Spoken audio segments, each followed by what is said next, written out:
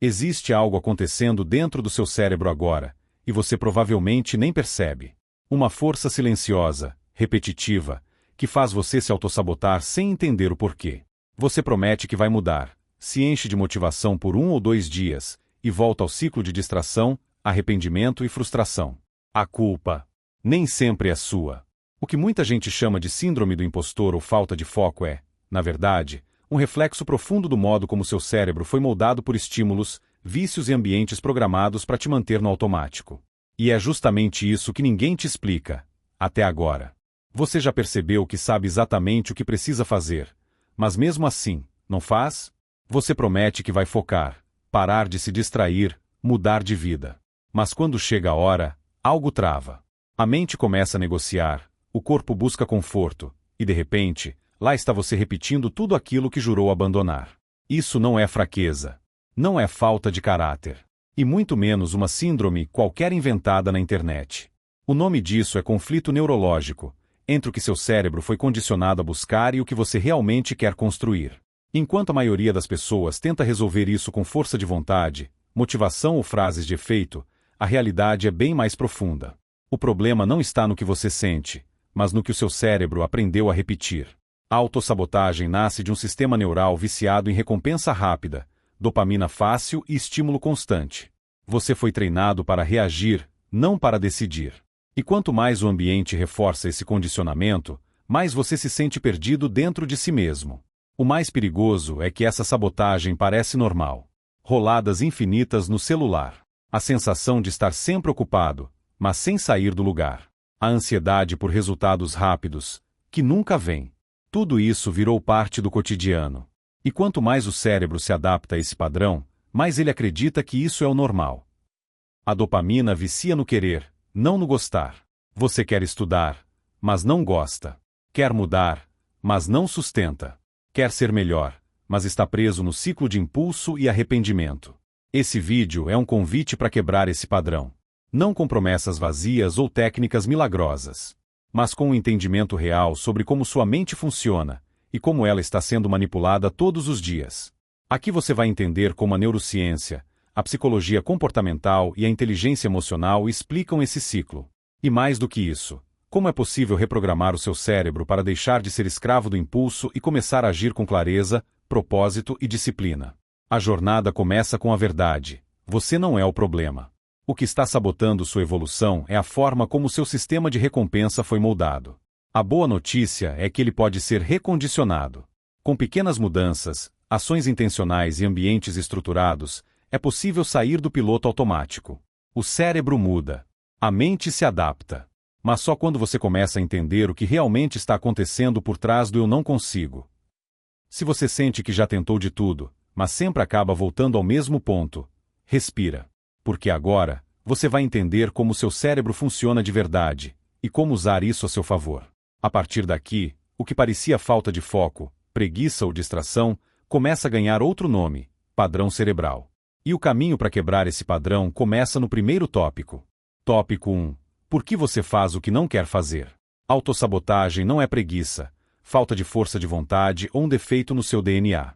É um padrão de comportamento profundamente enraizado, que se repete mesmo quando você sabe que está se prejudicando.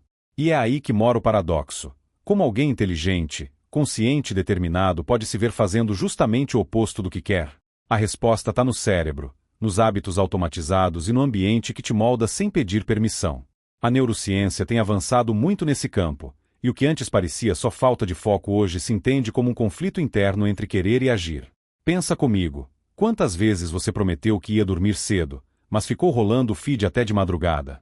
Ou decidiu que ia focar nos estudos, mas se viu abrindo o YouTube para assistir só um vídeo? Isso não é só falta de disciplina. É um mecanismo cerebral em ação, regido por impulsos e reforçado por dopamina. O hábito é mantido não porque você gosta dele, mas porque o cérebro aprendeu que aquilo libera prazer imediato. E é aí que entra a psicologia comportamental. Quando seu comportamento se torna previsível, é sinal de que você já não tem mais o controle, é o ambiente que está decidindo por você. E o mais curioso é que boa parte desses comportamentos sabotadores são repetidos por gente que, teoricamente, sabe o que tem que fazer. Gente que já leu livros, já viu vídeos, já anotou metas em cadernos novos. Mas a mudança não acontece. Por quê? Porque a informação sozinha não muda comportamento. O cérebro precisa de experiência, de repetição e de um ambiente que favoreça essa transformação. E se você não entende como funciona esse processo, acaba confundindo motivação com vontade e força de vontade com identidade. E aí, o ciclo se repete.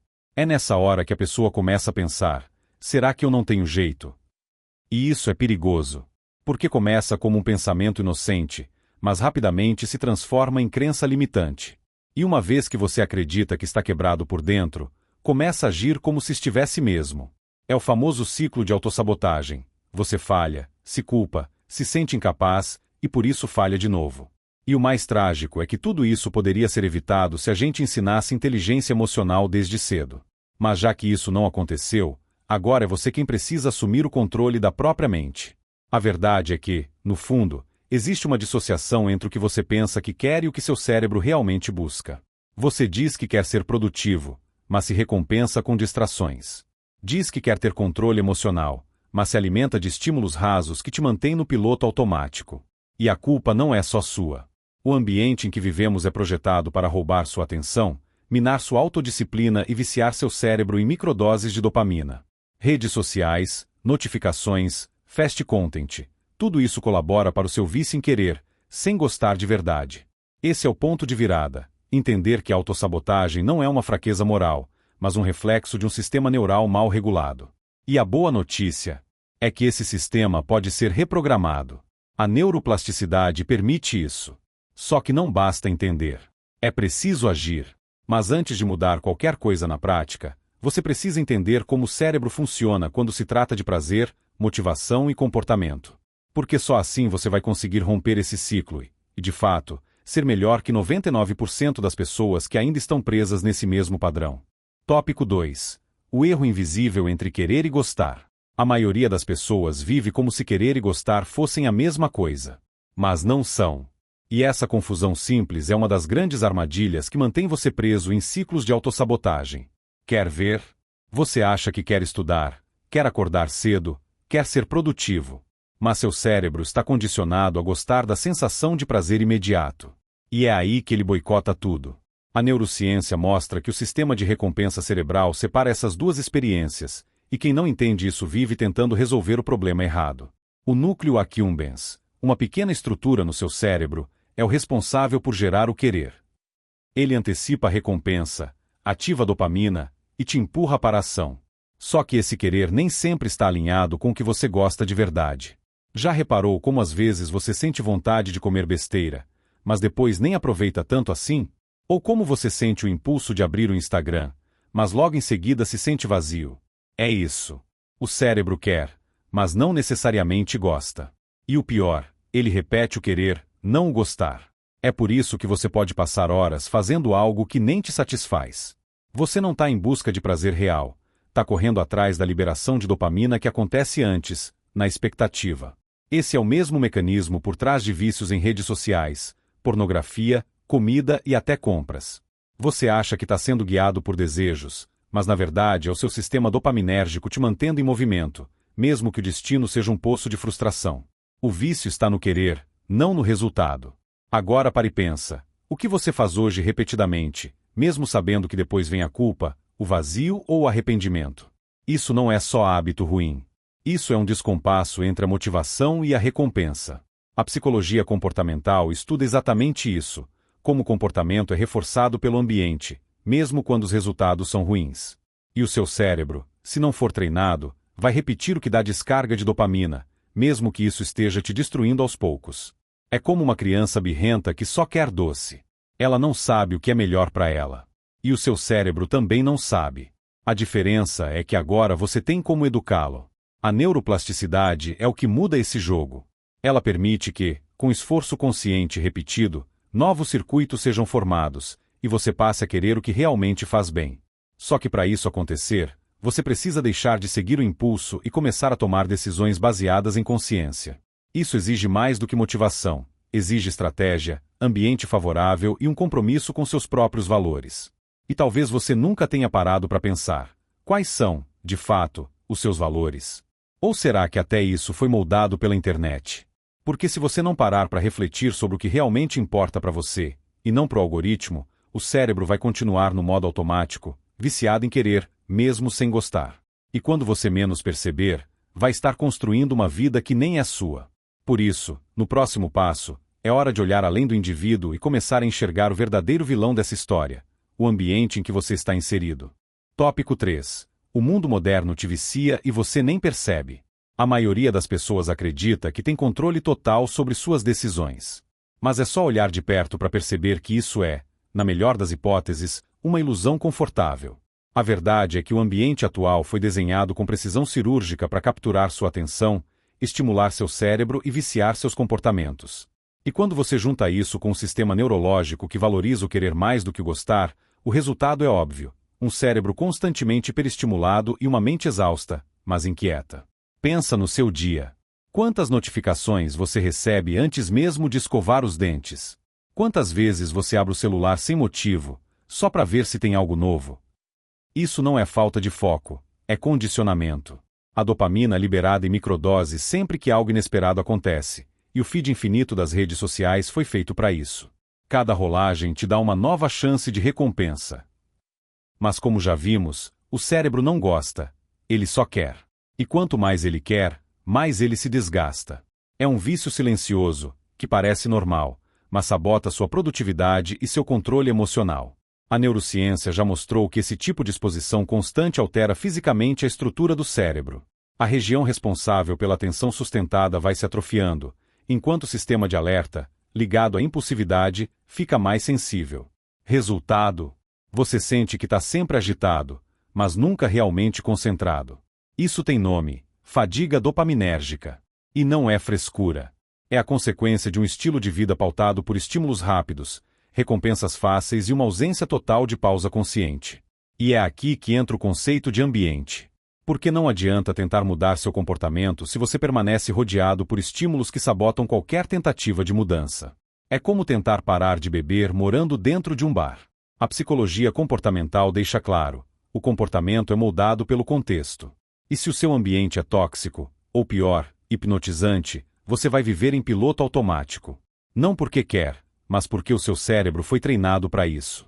Agora imagina o impacto disso a longo prazo. Geração após geração crescendo com cérebros moldados por cliques, sons de notificação e vídeos de 7 segundos. A autossabotagem se torna coletiva. O vício em dopamina se disfarça de vida moderna. E o mais preocupante: todo esse ambiente te convence de que você é o problema. Mas não é. Seu cérebro está só reagindo ao que foi programado para responder. A chave não é lutar contra a mente, mas mudar o terreno onde ela opera. Porque onde o cérebro habita, ele se adapta. E é justamente nesse ponto que a mudança começa, quando você entende que não é só uma questão de ter mais disciplina, mas de criar um ambiente que favoreça decisões conscientes. E isso nos leva ao próximo passo: como transformar esse ambiente sabotador em um espaço que te ajude a reprogramar seu comportamento. Tópico 4. Pare de reagir, comece a decidir. Se o ambiente molda o comportamento, então a primeira virada de chave é parar de reagir a tudo. A maioria das pessoas passa o dia inteiro em modo reativo. Reage ao despertador, à mensagem, ao que vê no feed, ao que sentiu no corpo. E quando você vive assim, não existe espaço para decisão, só resposta automática. Isso te impede de exercer controle emocional real e de colocar seus valores como guia. E não tem como construir mudança de hábito sólida se você não assume o volante da própria mente. Comece pelo simples. Perceba o momento em que age por impulso. Antes de abrir o celular, antes de responder uma crítica, antes de comer o que não planejou. É nessa pausa, que dura milésimos de segundo, que nasce o seu poder de escolha. A psicologia comportamental chama isso de janela de decisão. E o segredo está em expandi-la. Quanto mais consciência você desenvolve nesse intervalo, mais capaz você se torna de quebrar padrões. Parece pequeno, mas é aqui que a transformação começa. Quer um exemplo prático? Crie um micro-ritual de interrupção. Respire fundo toda vez que sentir o impulso de agir no automático. Pode parecer bobo, mas isso ensina seu cérebro a sair do modo reativo. E a neuroplasticidade responde a esse tipo de estímulo. A cada pequena interrupção, você está reforçando circuitos cerebrais que valorizam a intenção e não o impulso. Aos poucos, você se treina para decidir com base nos seus valores, e não mais com base no que o ambiente impõe ou no que a dopamina cobra. Mas, como decidir melhor se você nem sabe o que realmente importa para você? Esse é um ponto crítico. Muita gente se sabota não por maldade, mas por viver sem direção clara. E se você não sabe seus valores, qualquer estímulo vai parecer urgente. É por isso que, antes de qualquer mudança externa, é preciso fazer um inventário interno. Pergunte a si mesmo: o que é inegociável para mim? Quais decisões me deixam em paz? O autoconhecimento aqui não é uma moda do Instagram. É uma necessidade biológica para quem quer se libertar da autossabotagem. Anota isso. Um cérebro sem norte emocional é um cérebro vulnerável a qualquer vício. E a dopamina adora uma mente sem direção. Por isso, escolher com base em valores não é só bonito no discurso, é uma estratégia prática para manter a sanidade no mundo hiperestimulante. Se você não coloca seus valores no centro, o ambiente coloca os dele. E aí, você vai vivendo uma vida que não escolheu, cercado de distrações que te afastam da sua melhor versão. Ser melhor que 99% começa nesse ponto. Saber o que merece sua energia. A partir daqui, tudo muda. Porque agora você não só entende o que está acontecendo, como começa a mapear o que precisa mudar. E esse é o momento de observar exemplos reais. Pessoas que fizeram escolhas difíceis para viver de acordo com seus valores. Porque o que vem a seguir é mais do que teoria. São decisões que redefinem sua identidade. Aliás, se esse conteúdo está fazendo sentido para você até aqui, se está abrindo sua mente, te fazendo enxergar as coisas de outro jeito, já aproveita e deixa o like, se inscreve no canal Neuropsico e ativa o sininho. Assim, o YouTube entende que isso é relevante para você e continua te entregando mais vídeos como esse, direto ao ponto, com base em neurociência, psicologia e estratégias reais para transformar sua mente e seus hábitos. Bora seguir? Tópico 5. O que te guia quando ninguém está olhando? Quando você tira os estímulos externos, sobra o quê? Esse silêncio revela quem realmente está no controle, você ou o ambiente que te treinou. A verdade é que grande parte das pessoas vive à deriva, sendo empurrada pelos ventos das redes sociais, da comparação constante e da dopamina barata. Só que quando você desliga tudo, o que deveria aparecer é sua bússola interna. E se ela não está clara, você vai se sentir perdido. Por isso, os seus valores precisam ser definidos, não improvisados. Eles são o GPS da mente. Paz, honestidade, liberdade, conhecimento, propósito. Quais são os seus inegociáveis? Quando você vive de acordo com esses princípios, até as decisões mais difíceis se tornam mais leves. E isso não é papo filosófico, é neurociência. O cérebro se sente mais estável quando existe coerência entre ação e valor. É como alinhar os trilhos de um trem. Tudo flui com mais consistência. E quanto mais você treina isso, mais o seu cérebro entende que seguir esses valores é o caminho mais seguro, neurologicamente falando. Uma vez, um amigo meu me contou que recusou uma proposta de publicidade que pagaria mais de R$35 mil. Era uma quantia considerável, ainda mais para quem estava começando. Mas havia um detalhe: o produto em questão ia contra o que ele acreditava. Ele poderia ter feito dinheiro fácil, mas não teria dormido em paz. E foi isso que pesou na balança. Ele disse que preferia manter a integridade do que ganhar dinheiro comprometendo sua verdade. E isso ficou gravado na minha memória, porque valor é justamente o que você sustenta quando ninguém está olhando. Outro exemplo: na hora de escolher com quem trabalhar, ele sempre buscou sócios que compartilhassem valores parecidos. Porque quando o dinheiro começa a entrar, o que sustenta a parceria não é carisma nem currículo, é o alinhamento de propósito. Quando há conflito de valor, o projeto apodrece por dentro, mesmo que esteja bombando por fora. E esse princípio vale para tudo: relacionamentos, decisões diárias, até a forma como você lida com o próprio corpo. Valor é o que segura sua identidade de pé em meio ao caos. E se você ainda não sabe quais são os seus, comece hoje. Sente num lugar calmo, sem música, sem notificação, sem dopamina disparando feito metralhadora. Pega papel e caneta. Escreve os momentos da sua vida em que você sentiu orgulho de si mesmo. O que havia em comum entre eles? Que tipo de decisão te deu paz? A resposta está aí. É simples, mas exige coragem. Porque descobrir seus valores pode te obrigar a abandonar algumas distrações que hoje parecem inofensivas, mas que estão te afastando da vida que você quer viver. E se você não fizer isso, o ambiente faz por você. Alguém vai definir seus valores por padrão. Seja um influenciador, uma marca ou um algoritmo. E aí, quando menos perceber, você estará lutando por coisas que nem são suas. Por isso, no próximo passo, A gente vai aprofundar essa ideia e entender como o excesso de estímulo não só distorce sua percepção de valor, mas também te transforma num produto do próprio ambiente. Tópico 6. Quando o ambiente te programa sem você perceber.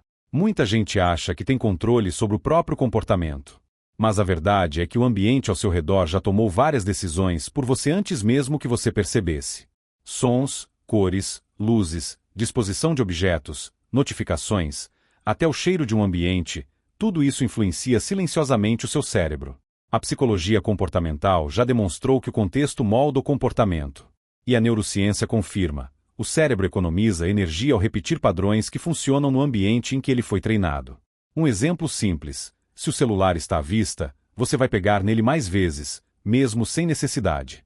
Isso não é falta de foco, é padrão neural sendo ativado por um estímulo visual. Agora imagine esse tipo de influência multiplicada por 1000. Aplicativos otimizados para te prender, plataformas que estudam seu comportamento para manter sua atenção e algoritmos que aprendem o que te vicia. Parece exagero, mas não é. O seu cérebro virou um campo de batalha invisível, e o ambiente é a arma que ele nem sabe que está enfrentando. E não se trata só de distrações. O ambiente afeta também sua percepção de identidade. Se você está rodeado de pessoas que vivem reclamando, seu cérebro começa a interpretar esse comportamento como normal. Se todo mundo ao seu redor procrastina, a sua autossabotagem parece menos grave. E o pior, se ninguém fala sobre inteligência emocional, mudança de hábitos ou propósito de vida, você começa a achar que esses temas são bobagem. Mas não são. Eles só não estão no seu ambiente, ainda. Para mudar isso, você precisa fazer o oposto do que seu cérebro quer: sair do piloto automático. E isso começa com pequenas trocas. Troque o celular por um livro antes de dormir. Troque o feed por um caderno de anotações. Troque a comparação por reflexão. Quer começar? Leia O Poder do Hábito, do Charles Duhigg, ou Roube como um Artista, do Austin Kleon. Ambos mostram, de formas diferentes, como somos moldados por repetições invisíveis e como podemos reprogramar essas rotinas com intenção. Mas atenção, não basta apenas mudar o ambiente físico.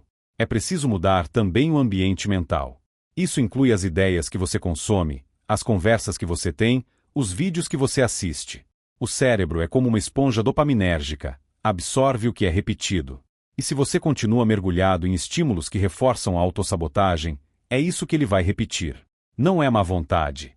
É programação. Por isso, mude as entradas e o sistema começará a responder de forma diferente. E quando isso acontecer, algo poderoso surge. Você deixa de ser um reflexo do mundo e começa a ser um criador da sua própria realidade. No próximo passo, você vai entender como dar ainda mais força a essa reprogramação, usando a neurociência e a psicologia de forma estratégica para, de fato, assumir o controle da sua identidade. Tópico 7. Reprogramação cerebral na prática. Muita gente ouve falar de neuroplasticidade como se fosse uma ideia bonita, mas distante da realidade. Só que ela é real, e está acontecendo agora, inclusive enquanto você lê isso. Seu cérebro está constantemente moldando conexões com base no que você repete. Ou seja, tudo que você faz, sente e pensa com frequência vira um caminho mais fácil dentro do cérebro. E o contrário também é verdade. Tudo que você deixa de repetir enfraquece. A autossabotagem existe porque você reforçou, sem querer, os circuitos errados por tempo demais. Mas não precisa entrar em pânico. O segredo aqui não é eliminar comportamentos de uma vez, e sim criar novos caminhos que sejam mais fortes e prazerosos do que os antigos.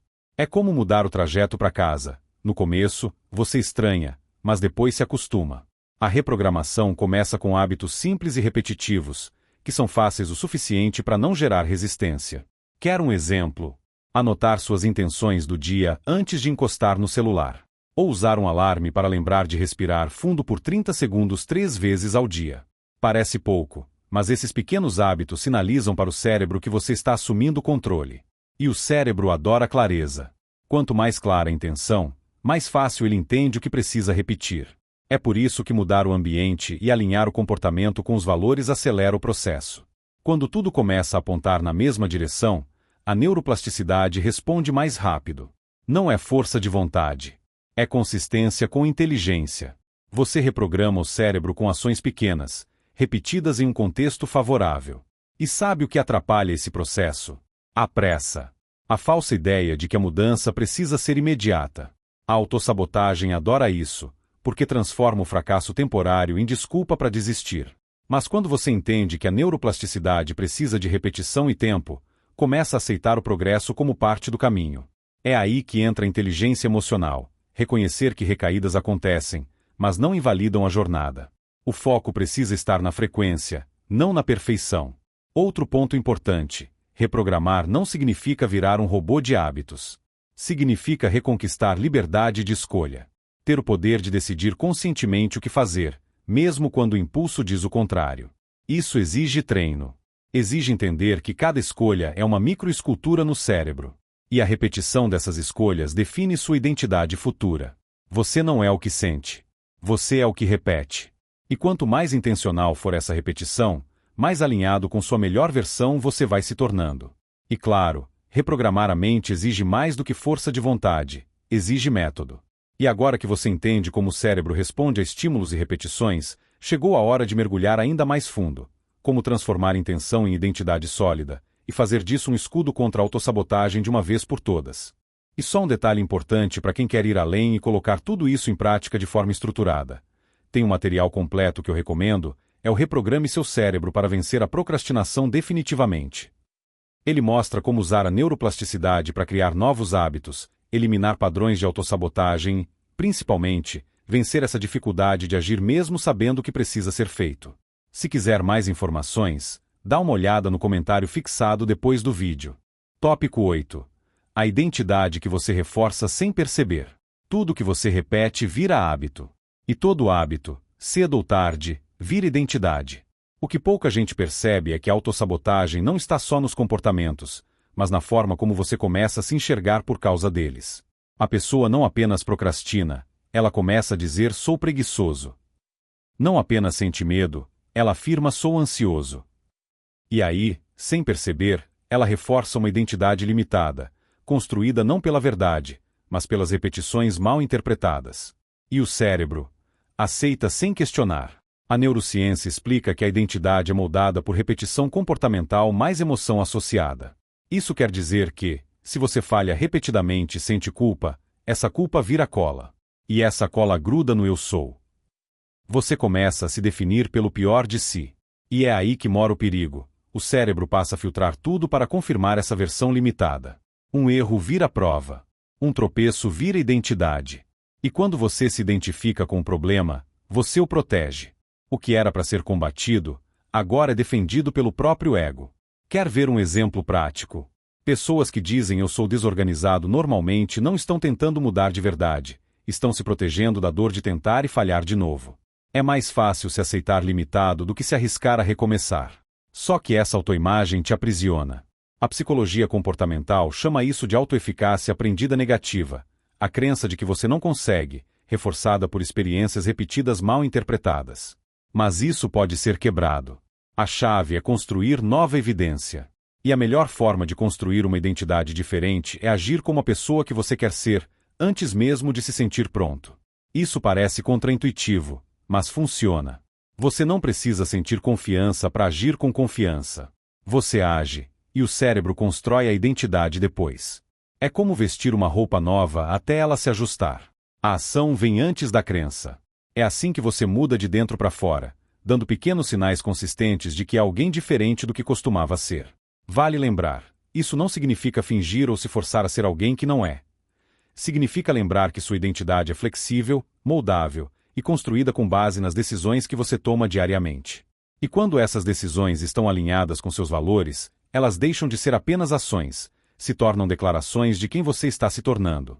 Ser melhor que 99% das pessoas começa assim, não com grandes mudanças, mas com pequenas ações feitas por alguém que decidiu parar de se definir pelos erros do passado. E se você entendeu isso, já está um passo à frente. Porque agora vem uma das partes mais poderosas de toda essa transformação, a forma como o cérebro responde quando você para de buscar motivação e começa a agir com disciplina emocional. E é isso que vamos aprofundar no próximo tópico. Tópico 9. Motivação é um mito, disciplina é o motor. A maioria das pessoas ainda espera por motivação como se ela fosse um botão mágico. Quando eu estiver animado, eu começo, dizem. Mas isso é um dos maiores mitos que alimentam a autossabotagem. A motivação é instável, emocional e, muitas vezes, baseada em fatores que você não controla. Já a disciplina é o oposto. É construída, deliberada, e nasce mesmo quando você não está com vontade nenhuma. A neurociência deixa claro que o cérebro se adapta mais à repetição do que à inspiração. E é isso que faz a diferença no longo prazo. Motivação te dá um impulso, mas disciplina é o que te leva até o fim. O problema é que as redes sociais venderam a ideia de que querer muito já basta. Só que o querer, como vimos, está mais ligado ao sistema de dopamina do que ao resultado real. Por isso tanta gente se frustra. Querem mudar, sentem um pico de motivação por 1 ou 2 dias, e depois caem no mesmo ciclo de antes. Porque esperavam uma emoção salvadora, e não criaram estrutura para sustentar o caminho quando a emoção sumisse. A disciplina, ao contrário, não depende do estado emocional. Ela é construída com regras simples, gatilhos visuais, rotinas fixas, ambientes favoráveis. É o hábito que você cria quando decide ser responsável por si mesmo. Quer um exemplo prático? Ao invés de esperar vontade para estudar, defina horário fixo, lugar fixo e um ritual de início, tipo uma música instrumental ou um cronômetro de 25 minutos. Assim, o cérebro para de depender da emoção e passa a trabalhar com o que entende, repetição e recompensa. A psicologia comportamental já mostrou que a disciplina é sustentada por pequenas vitórias. Quanto mais você executa o que prometeu, mais confiança você gera. E isso ativa um ciclo virtuoso. Ação, resultado, reforço, nova ação. Isso é muito mais poderoso do que esperar inspiração. O cérebro responde melhor a um senso de progresso do que a picos de empolgação. Por isso, celebre avanços simples. Um dia sem redes sociais, meia hora de foco, uma escolha alimentar mais consciente. Tudo conta. Só que manter a disciplina também exige preparo emocional. Vai ter dia que o corpo não quer. Vai ter dia que a mente vai sabotar com pensamentos do tipo hoje não precisa. E é aí que entra o controle emocional. Quando você entende que o desconforto é parte do processo, e que não precisa se sentir bem para agir bem, você assume o controle de verdade. Disciplina não é rigidez. É consistência com propósito. É saber onde você quer chegar e fazer o que precisa ser feito, mesmo quando a vontade não acompanha. E se você conseguir sustentar isso por tempo suficiente, algo mágico acontece. O esforço vira identidade. E, nesse ponto, a autossabotagem perde força. Porque o cérebro começa a enxergar que você é, de fato, alguém diferente. E no próximo e último tópico, você vai entender por que isso é tão poderoso, e como sustentar essa nova versão mesmo em meio às tentações e recaídas que o mundo moderno não para de jogar em cima de você. Tópico 10. Por que seu cérebro quer tudo, mas não se satisfaz com nada? A essa altura, talvez você tenha notado, o problema nunca foi falta de vontade, mas excesso de estímulo.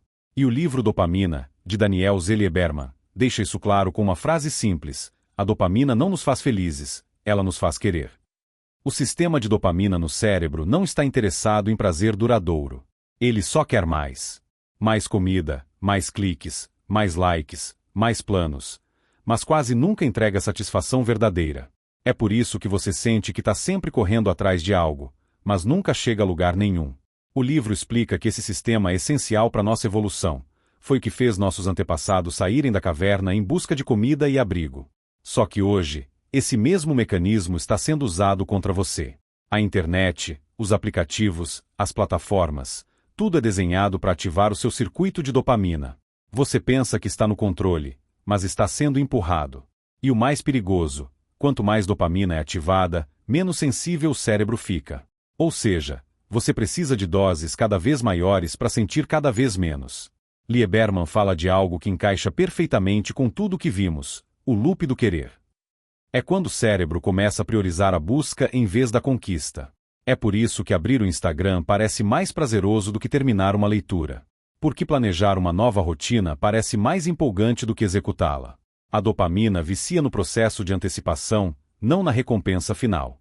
E isso é o combustível da autossabotagem. Você quer melhorar de vida, mas está viciado na sensação de estar começando algo novo. Então, como quebrar esse ciclo? A resposta não está em cortar totalmente a dopamina. Isso é impossível. A solução está em criar contextos onde a dopamina e a satisfação real se alinhem. O autor sugere isso ao mostrar que o sistema dopaminérgico pode ser treinado com recompensas mais sustentáveis, menos rasas. Trazendo para o seu dia a dia, comece a buscar prazer em progressos reais, não em distrações imediatas. Coloque pequenas metas que você possa concluir com frequência, e célebre cada uma. Isso fortalece o circuito da disciplina. E aqui entra um ponto crítico. Quem não entende como a dopamina funciona, se culpa pelos próprios impulsos. Mas quem entende, se organiza. Em vez de esperar motivação, cria ambiente. Em vez de se culpar pela recaída, volta pro plano. Reprogramar o cérebro exige repetir, ajustar, entender o próprio ciclo. E quanto mais você conhece o seu padrão de querer, mais consciente fica das armadilhas que o cérebro te coloca. É o começo da verdadeira liberdade, saber quando é você decidindo, e quando é só o seu cérebro te enganando. Depois de entender tudo isso, é impossível voltar a ser o mesmo. Porque agora, você tem conhecimento suficiente para parar de ser apenas um consumidor de estímulo e começar a ser o arquiteto do próprio comportamento. E se você aplicar de fato tudo o que foi falado até aqui, o próximo passo é inevitável: parar de viver só com informação e começar a aplicar esse conhecimento de uma vez por todas, na prática.